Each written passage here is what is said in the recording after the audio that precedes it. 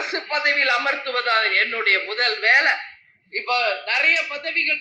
So திடீர்னு அவங்க மக்களை பேசுறதையும் மக்கள் பிரச்சனைகளை பேசுறத மறந்துட்டு உங்களை அரசு பதவியில அமர்த்ததுதான் என்னோட முதல் வேலை. திடீர்னு ஒரு மாதிரி பேசின உடனே எனக்கு டவுட் வந்துடுச்சு, என்னவோ மாற்றம் தெரியுதேன்னு.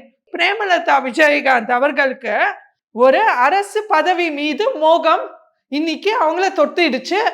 இது அவங்க தொண்டர்களுக்கு செய்ய மிகப்பெரிய துரோகம். அவங்க தொண்டர்களுக்கு செய்யற மிகப்பெரிய துரோகமா மட்டும்தான் பார்க்க முடியும். ஏன் கேப்டன் விஜயகாந்த் அவர்கள் இன்னைக்கு மக்களுக்காக மட்டுமே இருந்து அவங்க வாழ்நாள் முழுக்க அவங்க செலவழிச்ச கேப்டன் விஜயகாந்த் அவர்களுக்கு செய்யற மிகப்பெரிய துரோகமா மட்டுமே தான் பார்க்க முடியும். இதுக்கு பிரேமலதா விஜயகாந்த் அவர்கள் மரியாதையா கட்சியை மூடிட்டு தயவு செய்து திமுக இணைஞ்சிருந்தாங்கன்னா அவங்கள மரியாதையா கும்பிடு போட்டிருப்போம்.